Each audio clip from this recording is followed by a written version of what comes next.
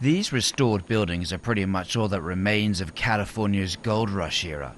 But 150 years on, the Motherlode area has caught gold fever once again.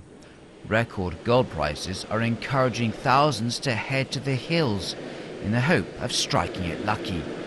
It's believed just 10 to 15% of gold deposits were dug up the first time around, but the first gold prospectors found the easy stuff. The rest is harder to get at. Rob knows, armed with a Colt 45 against bears and intruders, he's invested in thousands of dollars of equipment to dig or even suck the gold right out of the rivers with dredgers which resemble elaborate vacuum cleaners. Everybody asks, can I make it? Yeah, you can, and no, you can't. A blind squirrel can find a nut eventually. You wouldn't want to quit your job and start a business without doing thorough research and knowledge. And we've had people call up, say, hey, I've quit my job. Well, that's not a smart move.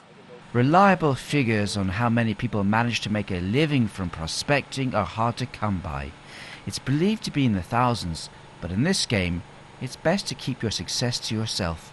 If you show people, they'll be like, well, where'd you get it? They'll be right in your back pocket. So it's kind of like, did you get any color today? That's gold. And say, yeah, a little bit. Nah, not worth much. You kind of keep it on a low key if you hit something really good. So just to keep other people from crowding you out, because they would. Many of the new gold hunters are part-timers from big cities like San Francisco, hoping to supplement their incomes, especially now that the job market looks shaky. But they quickly realize it's not as easy as it looks. We've been out here 4 hours. We have a couple little flakes. Definitely make more money going to work. A whole industry has now developed around prospecting, with businesses leasing dredgers, pans, and offering training.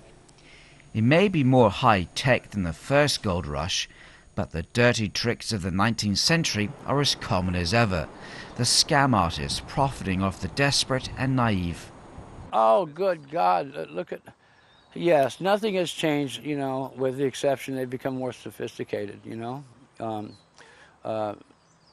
Look at what's going on now. People are starting to claim areas that are absolutely worthless, but they're selling them, and someone sees a sign that says gold mining claim for sale.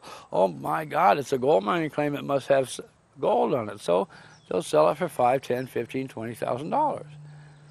But it's valid for a year, and then they've got nothing. Well, I'm not having much luck so far, but even though gold prices are at record highs, you're unlikely to get the spot price on the market. Why? Well, for a start, you'll probably have to sell to a middleman, and on top of that, you'll have to pay about 30% in federal and state taxes. For those who hit pay dirt, this is where they head. Jewelers melt down the gold or send it overseas, especially to India, where demand for gold is rocketing. It may seem rustic or artisan, but even in California cowboy country, everyone is watching gold prices fluctuate, or in this case, rise and rise. Everything goes by the spot price. We have the computer on all day. If somebody comes in to sell, we get on there and look at what it's going for. And when we price it, we do the same thing. We price it by the going market and what the market will bear. Earlier this year, Rob bought a plot of land for $50,000, convinced there was gold there. While we were there, he found this nugget worth several $100s. But a week earlier, he found these valued at $5,000. He's clearly on a roll, but anyone thinking of picking up a pan should remember these odds. Only about 1 in 1,000 strike it lucky.